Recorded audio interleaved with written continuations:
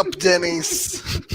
Welcome into the DNVR Avalanche podcast, presented by DraftKings Sportsbook, the #1 rated sportsbook app out there. Use code DNVR when you sign up. I'm your host, Rudolph, joined by AJ Haefele. First of all, thank you for the super chats that we've gotten already. Avs take the Vegas Golden Knights to Denny's on this hockey game. And they showed them what a real Grand Slam looked like. They sure did. 5-1 is your final score. As Blaze would say, the second half of this game, the Avs kind of just boat raced Las Vegas. So that easy sometimes. Get hype on the Avs because they smashed Las Vegas, and for a significant portion of their game, the Avs star players were not particularly good. Yeah, this has to be a really discouraging game for Vegas because when we talk about Vegas, what are the things we talk about as the strengths of their team? Goaltending, their top four defensively, and their depth. Yep. Because they are weak down the middle, especially against Colorado. This Chandler Stephenson bullshit has worked against everybody else in this bad West division. And I'm now comfortable calling it a bad division. There are two quality teams in the West, and then there are a bunch of bad teams. Minnesota is just okay, and St. Louis might actually be bad. So this is not a good. This is shaping up to be arguably a worse division than we actually thought. It's definitely. I think St. Louis is bad. I don't even think might. I think they are bad, and injuries play a factor there. But they're losing touch with the top end of this division very, very rapidly. Yeah, well, and they lose 2-0 tonight to Minnesota, despite outshooting them 37-11. Yep. I mean, not those two teams need to play each other. We just what they need to do. They need to petition for free passes. Just give Vegas and Colorado a bye into round 2 and let Colorado and Vegas go from there. Yeah, it certainly seems inevitable at this point. Are the Avs 3-1 in their reverse retros now, or is it 2-2? I'm not sure. We got the super chat here from Justin. Honestly, not something I keep track of. Yeah, me either, to be honest. Shout out to Juno. I'm sure she's a great girly in a better place now. I feel for you on that one, Cody. Appreciate you and the super chat. Very much appreciated. But yeah, hope you're doing all right. When the Avs had third and fourth lines on the ice, we outshot Vegas 17-2. Yeah, Vegas averages 31 shots on goal a game. The Avs held them to 19. Another sub-20 shots performance for the Avs defense. Really, and what's really impressive about that is usually a team like Vegas climbs back into games like this statistically with score effects.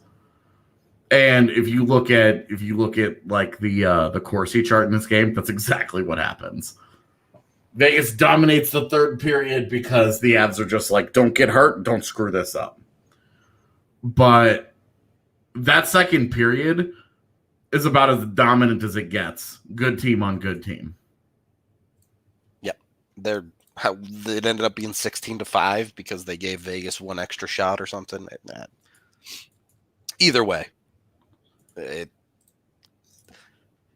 we had seen the Avs do that to every other team in the division. Yeah.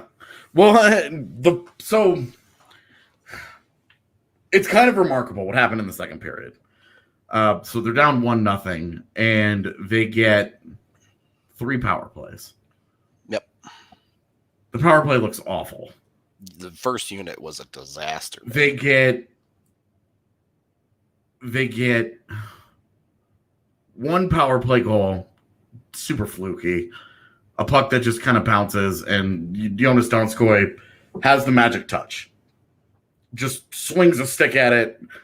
Doesn't get a huge piece of it, just gets enough of it, and it kind of flutters in, right? Like, it's kind of a cheap goal.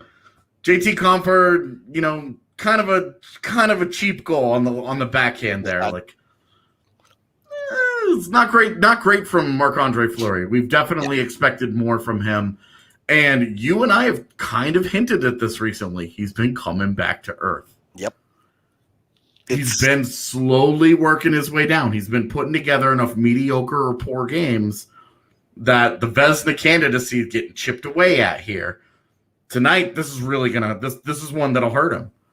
But that second period, my original point here that I totally bailed on, that second period, 3 power plays, they only score on one of them. 3 power plays, 4 power plays, they only score on one of them. And at even strength, at 5v5, absolutely dominated Vegas. They go 14-4 in shots, 11-1 in scoring chances, and 6-0 in high danger chances. They absolutely housed Vegas. Ran them out of the building, for sure. Housed competitive at all. Them. Even Vegas writers were sitting there on Twitter like, well, this is what an ass kicking looks like. Typically it's happening for Vegas and not to Vegas. But here we are. This was everything so notable. No Alex Pietrangelo. Sure. Tonight for Vegas. That's notable. You gotta it's important to remember that they are missing their big offseason acquisition that was supposed to take them to the next level and that they used to shut down a team like Colorado. No one on the ice to say, oh boy, when Cale Makar does special things. But if Alex Pietrangelo is the difference between getting BFO'd and being a competitive hockey team, say the 3-2 game that they played in Lake Tahoe and what we just saw, Vegas is in more trouble than we thought. Yeah, I agree. I still think Vegas is a very, very good hockey team. They're definitely very good. You're not going to see the Avs blow them out every single night or anything like that. But the Avs also proved that they have it in their bag. We knew that this team could blow out the weaker teams in the division. We knew they could even do it to Minnesota. Mm-hmm. Nobody was super confident in them being able to do this to Vegas, and they just went out and did it. Yeah, it's a one-off, right? You look at the context of the season series. Each team now has a comfortable win because the last time these two teams saw each other in Ball Arena, it was a pretty comfortable 3-0 win for Vegas. They had a little bit of luck that night, but they also just thoroughly outplayed the Avs. It was not a great Avalanche game. The Avs got better as it went on, but Fleury was spectacular. It just wasn't great. But this was a whooping in return. So each team, I would say, has one comfortable win, and then they've got a smattering of close games. Right now, season series is 3-2. They've got 3 games. They've got 3 games left to play each other. One of them, which will be in 2 days in Ball Arena on Saturday afternoon. And I tell you, man, it just got. They guaranteed themselves a split, but this just got even bigger because now we talked about if they got swept by Vegas here, and Vegas got 4 or 5 points away from them, it was going to be real hard to chase them down. On the one hand, it's bigger. On the other hand, I think it's also a bit of a free roll for the Avs because they won this first one. They get to go into the game Saturday and say, look, at worst, we're right where we were. Yep. Instead of this is a must win to keep in contact. Yep. Type of situation. So yeah, definitely. The Avs get to play a little bit free, a little bit loose on Saturday night against this hockey team. And look, you expect more from, I think, Nathan McKinnon in particularly, who had no points on the night, who he did hit a post tonight, but was not great. Yeah. You and I have both talked about this weird lack of confidence on the power play for him. Yeah. Everything is stopping with him because he's not pushing it. He's not forcing the action. He's not forcing teams to defend him. He's not shooting. He's deferring, and he's deferring in ways that are easily defendable. He's a major, major culprit of the power play struggles right now. Yeah. Do you want to talk about the Gruby thing right now? I mean, we kind of got time. Sure, we can talk about it. I think AJ and I might actually disagree on this because I would do it. I'd be fine with a 6x6 for Gruby.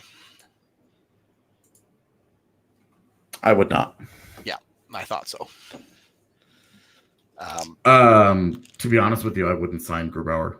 If that was the money that he wanted, I wouldn't sign him at all. What's your at 5 mil, 4 mil? What would it take? Forget years for a second and just dollar value. I would probably stop at 4.5. Okay. If I absolutely had to, if it was he walks at 5, 5. I would go to it if it kept him, but it would really depend on the years for me. The years is more important than the money to me. I would never give a goaltender, unless he's an all-time great, I would never give a goaltender more than 4 years.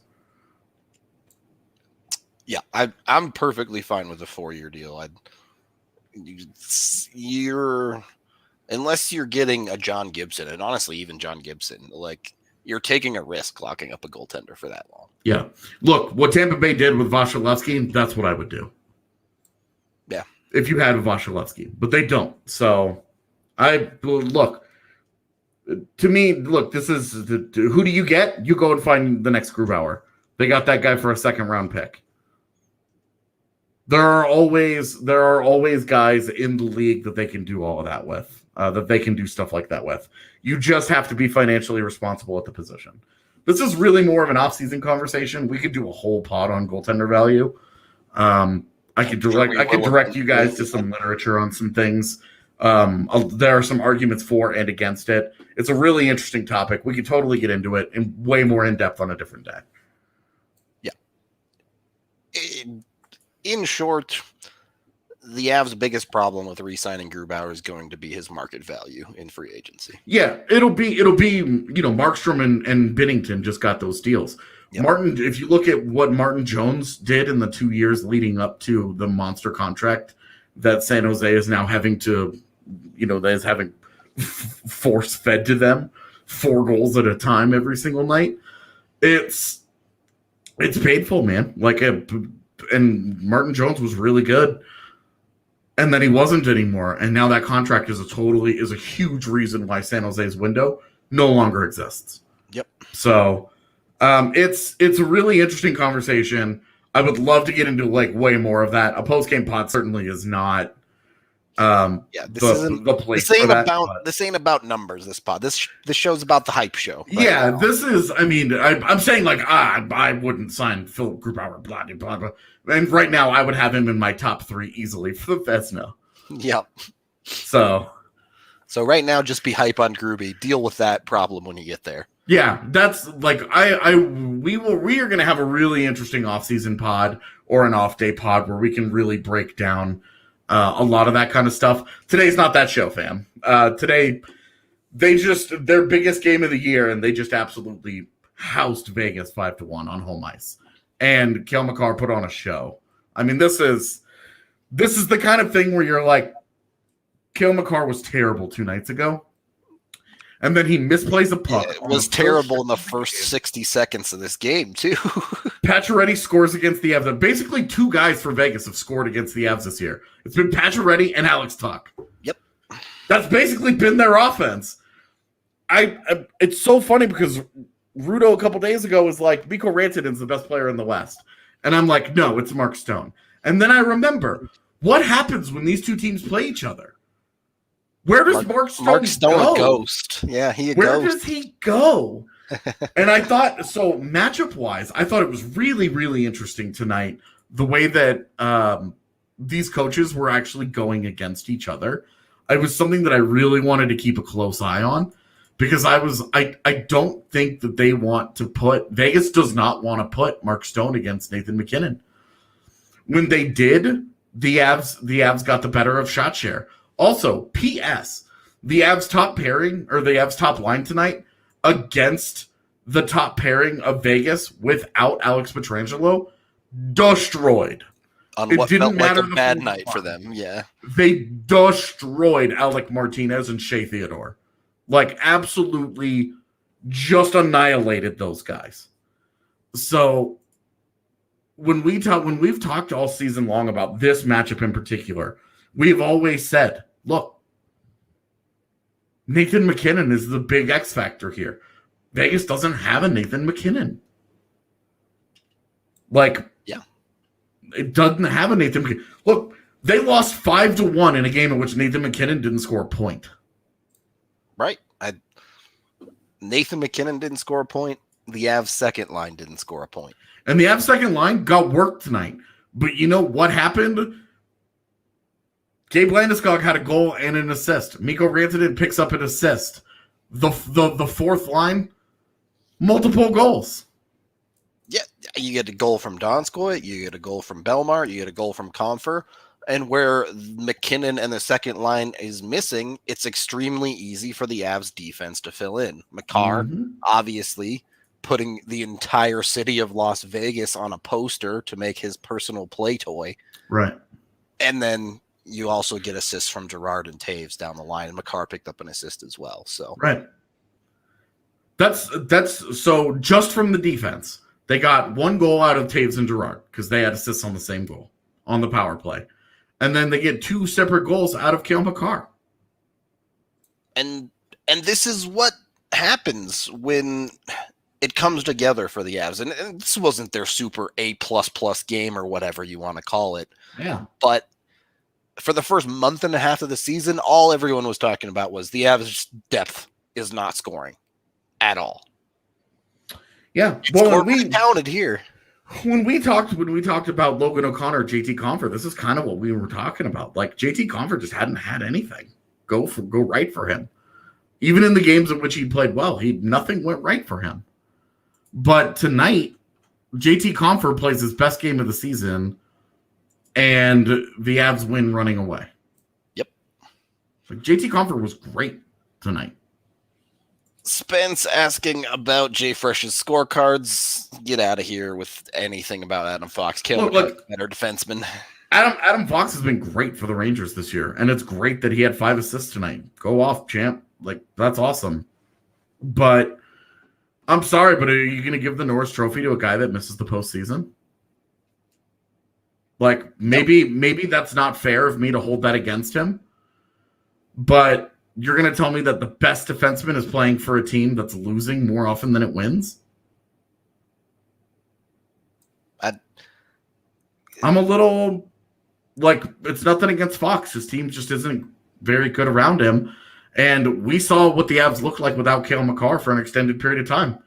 They're still a good team. And with Cale Makar, they've been the best team in the league. Are you going to go, which guy are you going to give your Norris vote to? The guy that elevates a good team to elite, or a guy that can't, that takes maybe what would be a bad team to less bad?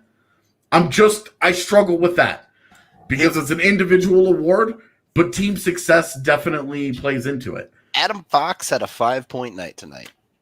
He's played the same number of games as Sam Girard. Sam Girard has him beaten in every single offensive category. So, more goals, more assists, more points. Yeah, I'm just, like, I know that the Rangers have turned it up a little bit in the last 2 weeks, but they're still out of the playoff spot, and they can't play Philly every night. I mean, chat. My point is, I don't think Girard is a Norris contender, and if Girard is not a Norris contender, then Adam Fox can't be. I think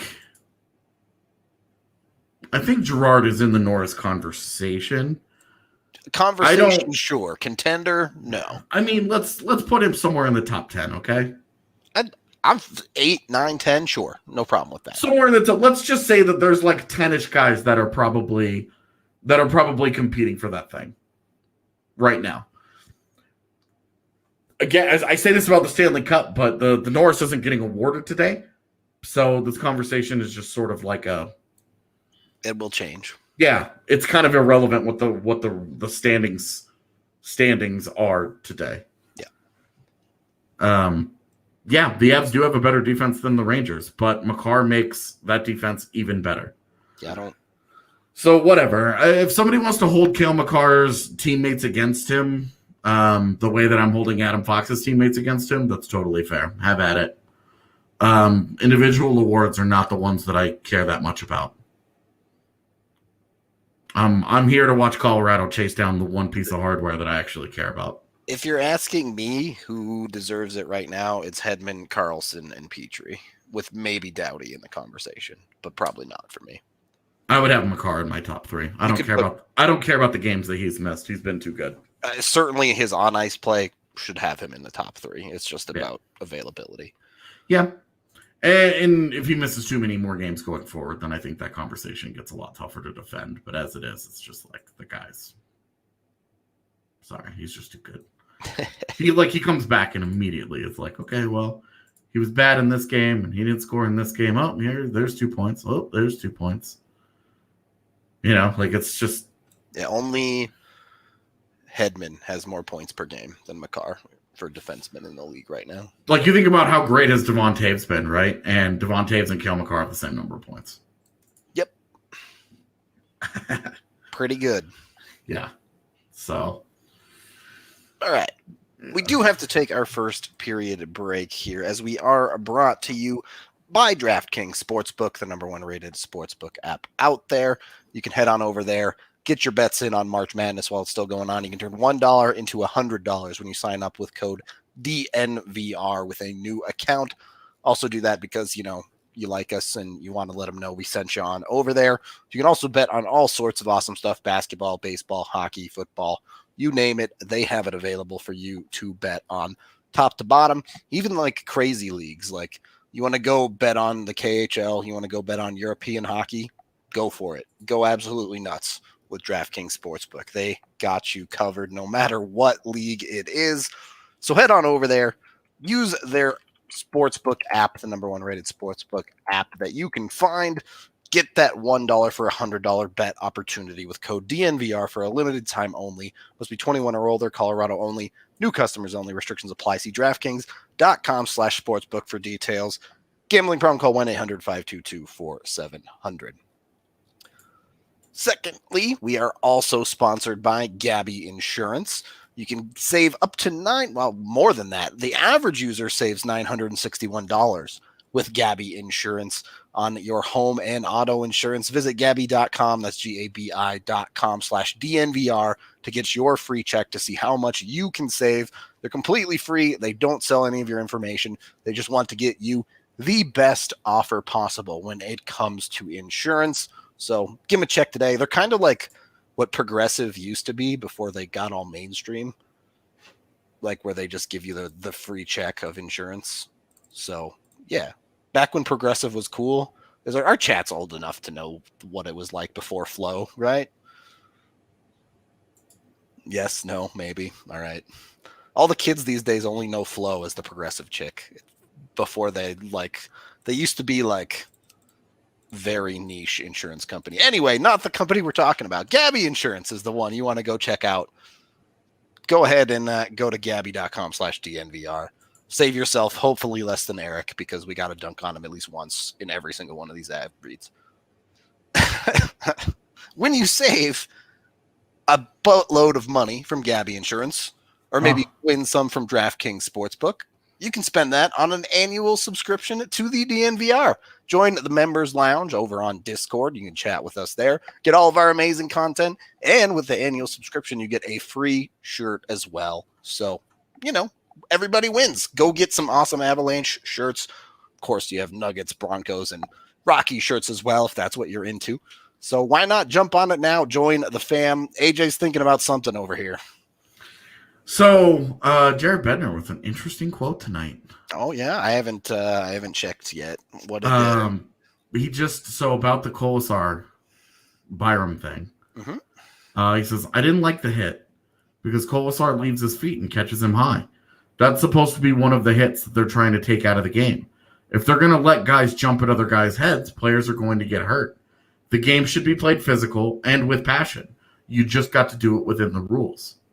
I mean, he's correct. Kolozar jumped hella high on that hit. Yeah, it's just interesting. A little bit out of Bednar's comfort zone to he's totally like that. He's totally right. Kolosar jumped at him.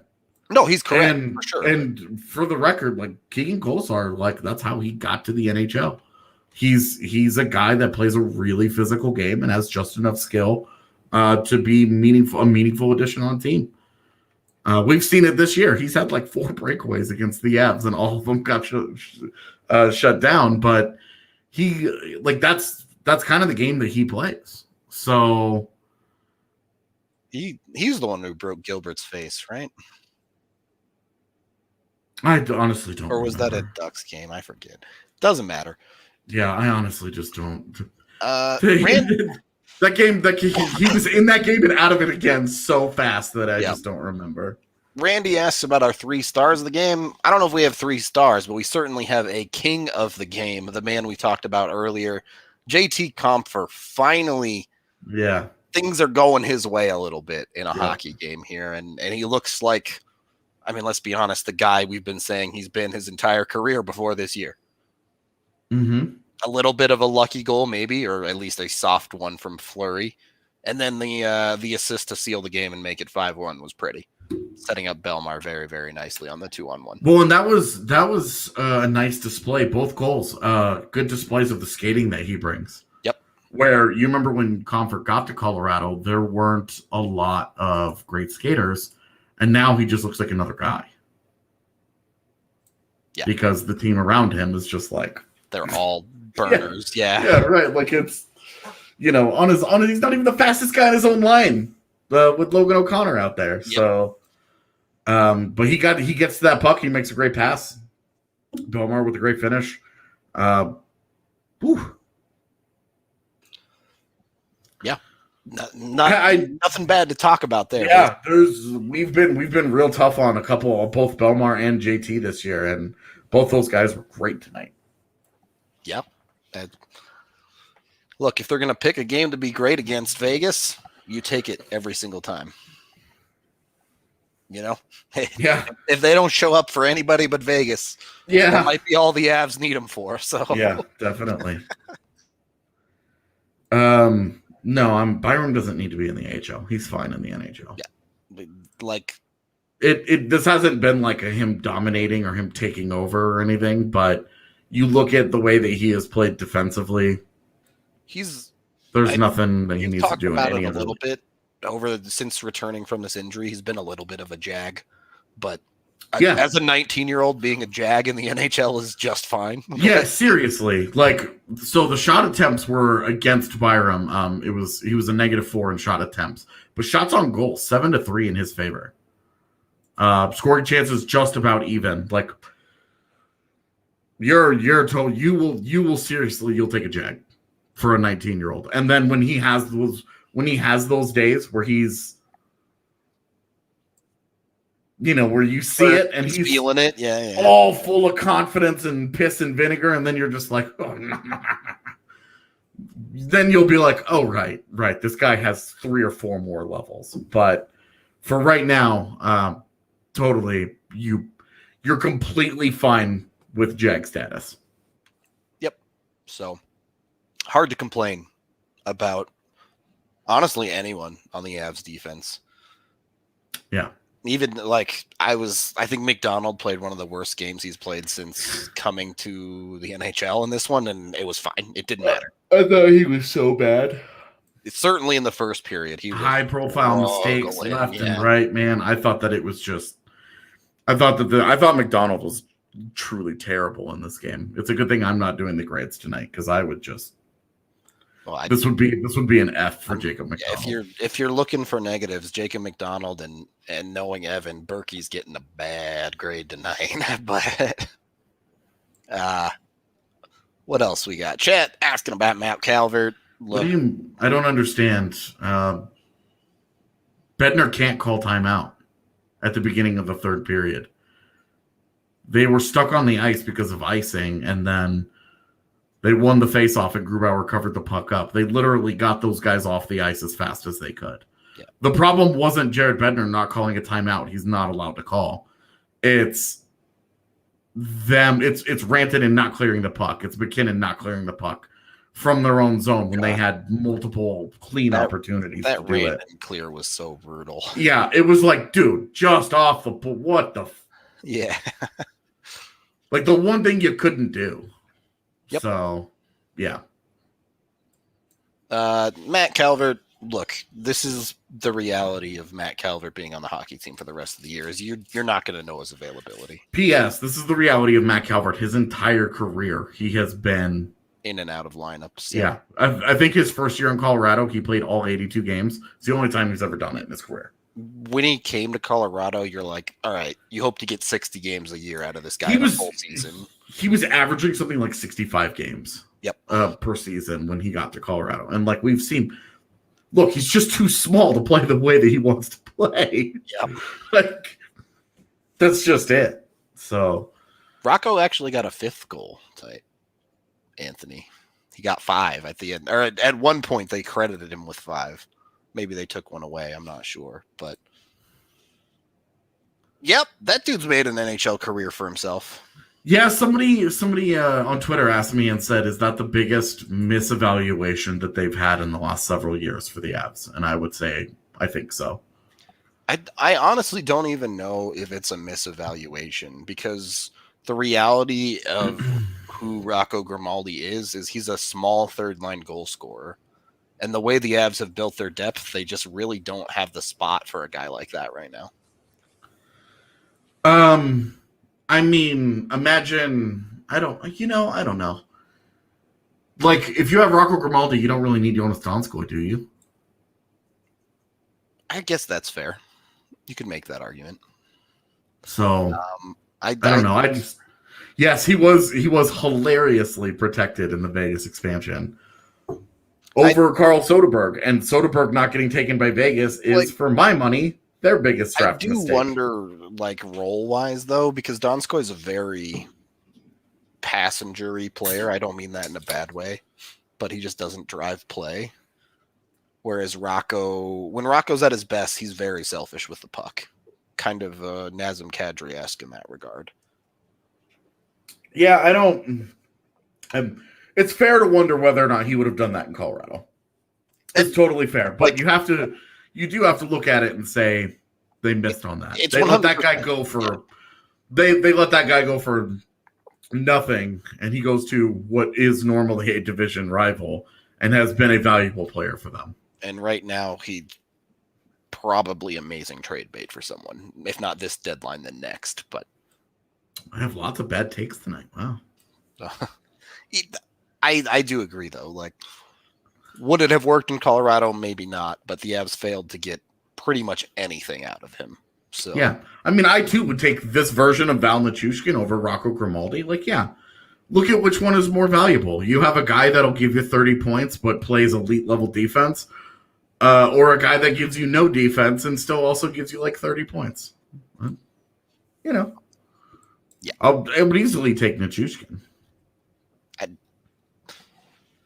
The good news is, even if the Avs were wrong on Rocco, they're certainly not lacking in forward depth at the moment. Yeah, if you're gonna be wrong about something, like being wrong about Rocco Grimaldi is one that you can live with. Yep. It's not like he's a top line center all of a sudden. So yeah, not too shabby in that regard. Getting back to the Avs and their defense, how did we feel about this game's performance across the board?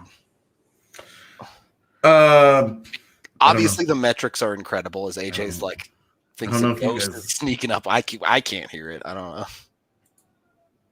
He's freaking out. Is someone like dying in your apartment or what? It's just Captain Weird being Captain Weird. Okay, all right. One of these days in an off-season pod, I'll tell some roommate stories and. It'll get adventurous. It'll be pretty funny when you're well and moved out of that place, maybe. Yeah. No fly. Anyway, the defense was great, man. I thought Ryan Graves, the numbers ended up slightly tilted against him, but not meaningfully so. But there were a couple of individual plays that Ryan Graves made tonight that I thought were really, really good. And I mean, look, the McDonald, obviously with his struggles, didn't play much and then gets injured late in the game. He only played 9:26. So the Avs ran a 5-man rotation with Byram being the low guy at 18:54. That's 5 dudes that they just rolled all night long, and they crushed Vegas. Yeah. Well, by the end of that game, like they're not needing. Yeah, it's like Vegas is out left in there. the third period, and it's just all right. Take your shift and go. But yeah, and Vegas is out there like kind of gooning it up a little bit, and you're like, oh, do I really need to put Cale Makar on the ice to face this? To try and deal with this. But they were just kind of rolling their guys tonight, and I thought all of them had moments except I really didn't like McDonald. And at 9 minutes, I'm not going to sit here and get crazy about it, but I thought McDonald was bad. I thought Girard was just okay. I didn't love it from Girard. Not a bad night. I just thought it was okay. I mean, shout out Emily Wade for this clip, because this sums up the Avs defense to Ryan Reeves right here. Just drop it like it's hot a little bit. The big smile on Gravy's face after this was so funny. He knows. He's like, that was hilarious. Come on, that was hilarious. That's funny. Even the ref in the background's like, yeah, respect. Yeah. So he even looks like he says, got it. Yeah, exactly. Look, it don't get any better than this. I mean, it does. Nathan McKinnon could have gone off and the Avs could have scored 8 goals or something, but the Avs just dominated the other good team in their division. Yeah. The other good team. Yeah. Well said. And to think that a month ago we were having to tell people to chill out about Jared Bednar getting fired. Yeah. Jared Bednar passed Mark Crawford on the wins list. The Avs aren't even a playoff team. Where you at? Where'd you go? Where'd that take go? It's a lot harder to when the Avs thrive during injuries and then absolutely dominate when they get healthy. It's a lot harder to bag on a coaching staff. Oh, I wish this cold would go wherever that take went. Can get out of here, please. All right. Anyway, I don't know where we're headed next here, AJ. Are you taking this boat by the horns or what? Oh no, this is all you, man. This is all me? Yeah, I had a thing, but we'll save it for another day. Okay, that's fine. I'm not prepared for this, but good. Now I put you on the spot. So, you know that feeling when you're sick and everything sucks? Yeah. Yeah. Yeah, of course, man. Kind of feeling that a little bit right now. I'm not gonna lie to you, but they say look good, feel good, play good, right? Yeah. Now, I'm not going to say this is necessarily true for me, but if you're single, your playground can be the bedroom, right? So if you want to play good in the bedroom, you got to look good, you got to feel good. Looking good can be taken care of with a few very easy products. All you have to do is head on over to manscaped.com and get your 20% off and free shipping when you use code DNVR at checkout on their Perfect Package 3.0. I got to tell you, I think they can probably make you feel good too. They have some toner, they have some deodorant, they have the tools. They can rebuild him, make him better, stronger, faster, or I guess faster is probably not the one you're looking for in the bedroom, but in any case, manscaped.com. I don't know, man. At some point, you just gotta finish your business and move on.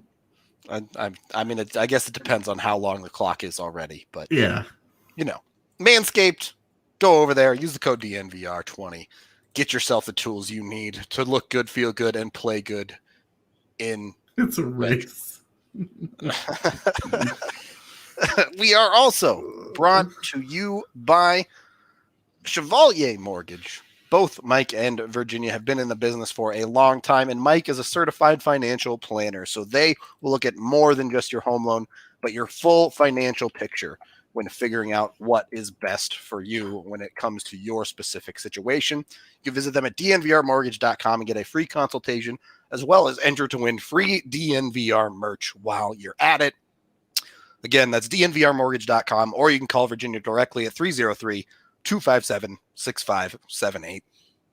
Michael Chevalier, NMLS 1931006. Virginia Chevalier, NMLS 1910631. And also brought to you by the most amazing oral people in the world, Green Mountain Dental Group. Head on over to Green Mountain Dental Group. Get your free Sonicare toothbrush when you sign up for a cleaning, x-ray, and exam. Highly recommend them, guys. Can we make that like an official award that they put on their wall in their waiting room? Most amazing oral people in the world. Exemplary. As designated by the DNVR Avalanche podcast. The DNVR oralies? No, that don't work. Green Mountain Dental Group. Get over there, get your teeth cleaned. They're great at it. A bunch of people have switched over there, and they all said they've had a great experience with them as a dentist. So check them out today. My voice is steadily dying as this podcast goes on, but we're making it through. Have you tried Theraflu? Have you tried tea? I have tried. It's not. My throat is fine. I just am trying to stop the coughing now. Okay. But no, I have not tried Theraflu, which is one I'm actually willing to try, unlike tea. Third period of the DNVR Avalanche podcast presented by DraftKings Sportsbook.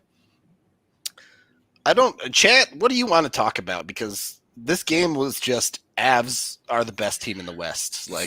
So if you're Vegas, what kind of adjustments do you make for Saturday to try and attack Colorado? Is there anything in particular that you do differently? Do you make any kind of adjustment, or do you just say, "Hey, look, we have to play better"? Because they kind of just got the shit kicked out of them tonight. I mean, you kind of already alluded to this, but I think they just have to play better. Mark Stone, a ghost. Alex Tuck, a ghost. Okay. They got down 4-1, 5-1, and I'm sorry, but their solution of play the fourth line and hit people, that's only a thing they do when they're down big. Well, and it's like in your history, it's only ever worked against San Jose. Right, exactly. What are you doing? The penalties didn't even really burn them too much, but I will say while they were getting the shit kicked out of them in the second period, the penalties did keep them from establishing any rhythm whatsoever. For sure.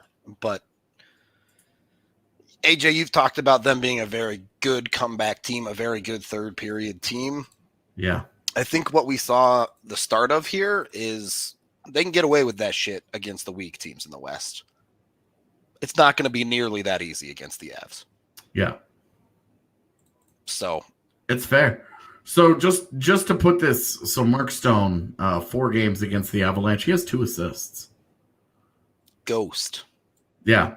For the record, in those 4 games, in those 5 games now, he had no shots on goal tonight. Their last matchup, he had no shots on goal. One game, he had 4 shots on goal, and then the other 2 games, it was 0 and 1. So he has 5 shots on goal in 5 games, and 4 of those shots on goal came in 1 game. So Mark Stone gets away with being a fantastic 2-way wing, but without the center going specifically against Colorado, it's just not happening. Yep.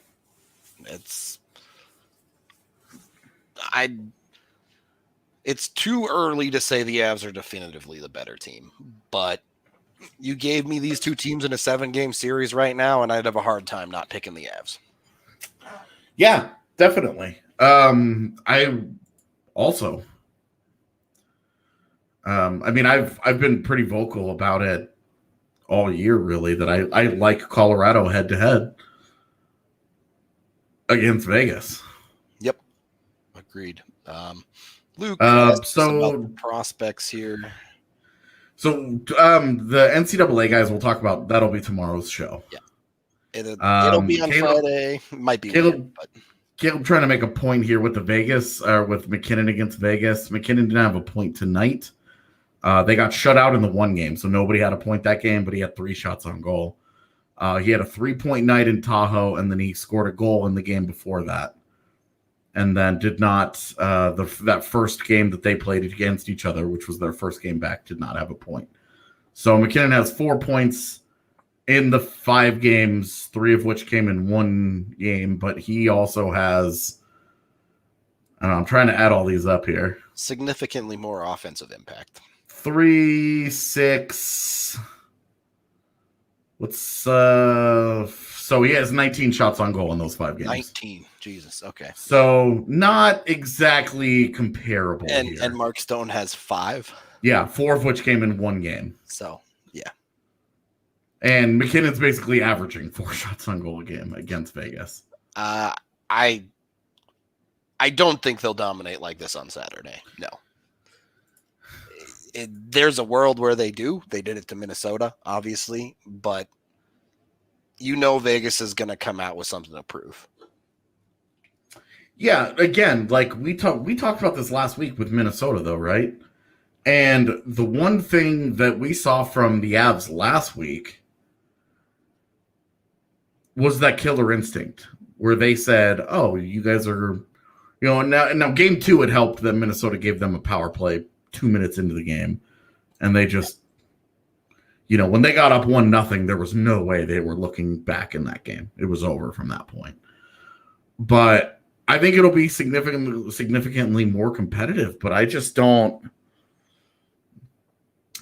I don't know. I guess I have a really hard time believing that Vegas is going to come out and kick the shit out of Colorado. Oh, I don't think that Vegas will run away with it, but I think it'll be a good game. I think it'll be the game that we were expecting more of tonight. Yeah, I like that. It's somewhere in between, right? They're not going to just doormat it and get walked over either. So,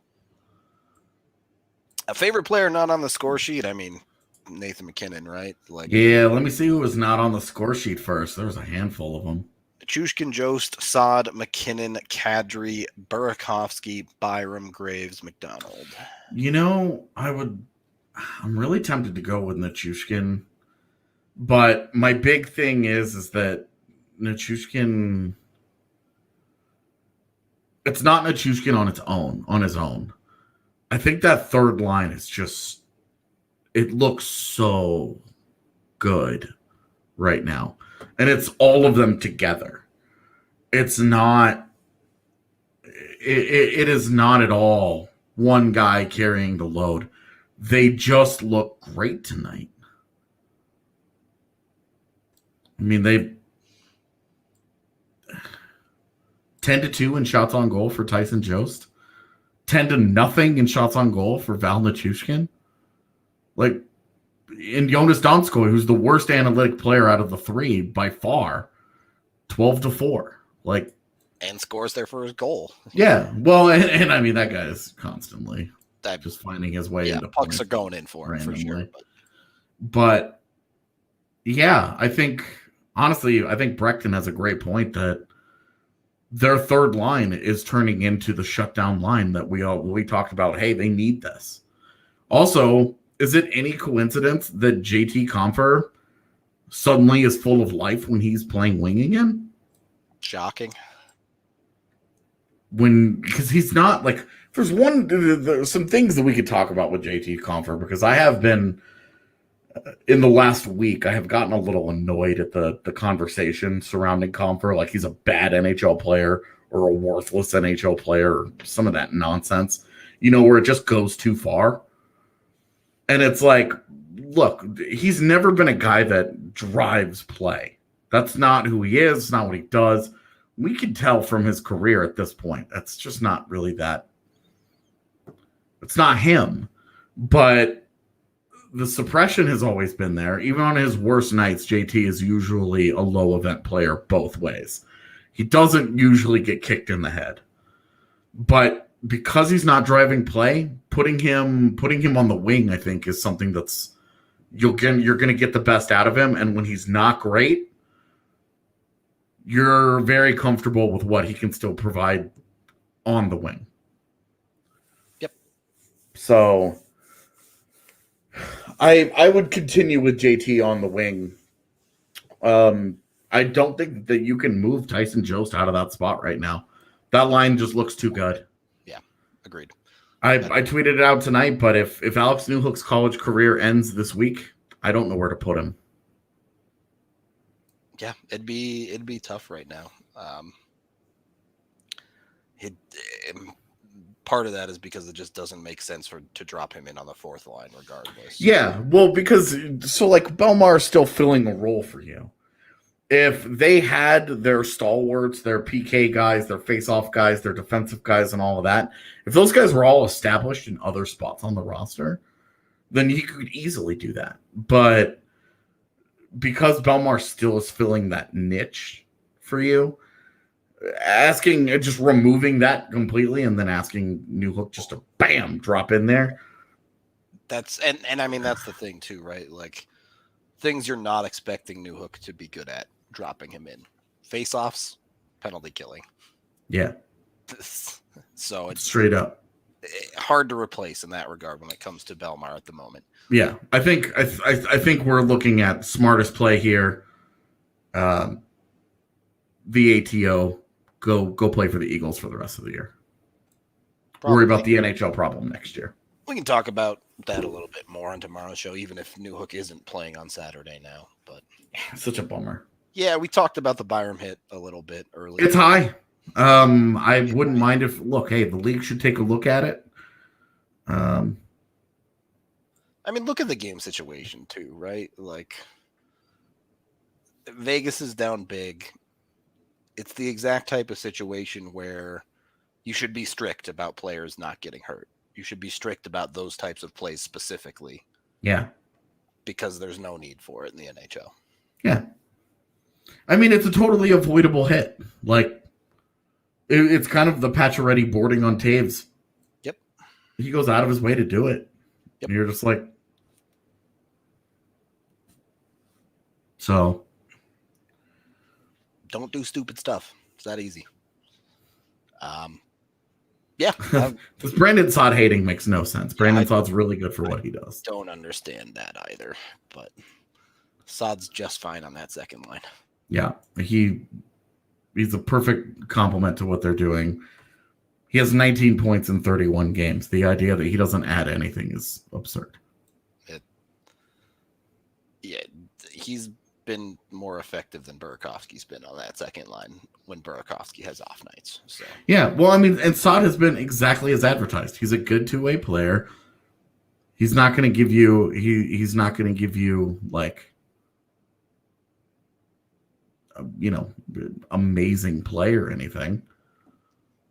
He's not an incredible player.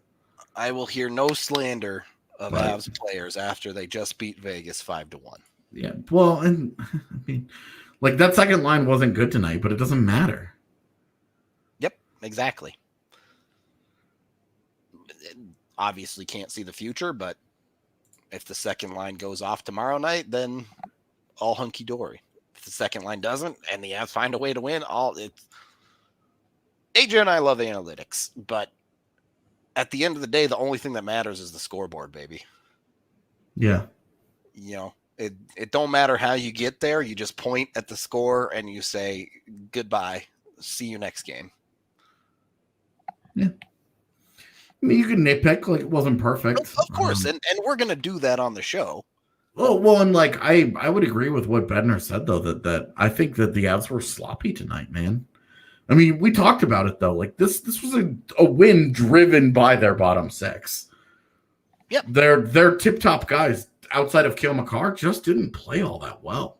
They weren't great. the top line especially, and weirdly, especially with the man advantage, looked like shit.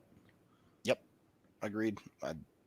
The super chat here, Saad is very likely to reach FA, barring EJ being long-term IR beyond the season, or maybe not bringing back Grubauer frees up some money to think about doing something. But yeah, the most realistic possibility as of today, right now, is that they pick between paying Saad and paying Grubauer.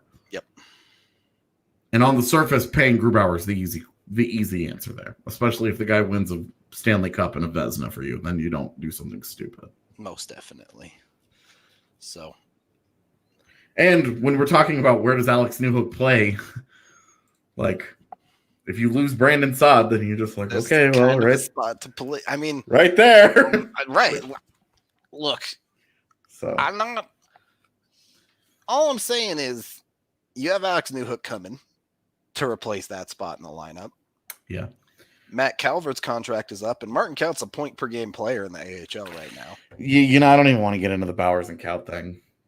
I know, but I wasn't even going to go on Bowers because I've been catching up on Eagles games, and since Kaut has come back, that dude's an NHLer. Like, Bowers looks so bored. Bowers is an NHLer too, but Kaut's the new hotness at the moment. That's all I'm saying. It's so. Grubauer should definitely play Saturday, yeah. Yeah, there is zero doubt that Grub will play Saturday. Yeah. And then after that, I think the when does Johansson get in next becomes an interesting conversation, because for me, I would play him against Anaheim. Sure, pick a weak team. So give him a chance to prove himself that he can win a hockey game. Yeah. Fine with me. All right, we're going to get out of here because I'm going to start coughing more if we don't. So thank you, everyone, for watching, listening, however you consume the podcast. Be sure to like and subscribe to the video here on YouTube. That helps us out a ton when you do. Our future plans right now, we'll have a pod tomorrow at 1 p.m. talking about prospects, probably, even with the BC game canceled. Saturday. Yeah, we're definitely talking NCAA tournament expectations, because yeah, we're going to have the ELC conversation about a lot of guys. Yep. Because Alex Newhook's not the only guy where we're having an ELC conversation. There's at least one more guy, and for sure one more guy. Yep. Whenever the college season ends, that guy is getting a contract. Yeah. So we'll be talking about that. Right now, the plan for Saturday is still to be in the bar and do the jorts, assuming I feel better. If it's still like this, we may have to delay that. We'll see. But yep, it is what it is. Hopefully I feel better tomorrow. We'll see. Anyway, that's it for us. Hope you all enjoyed the dominant Avs win and this podcast. Until next time, we'll talk to you guys later.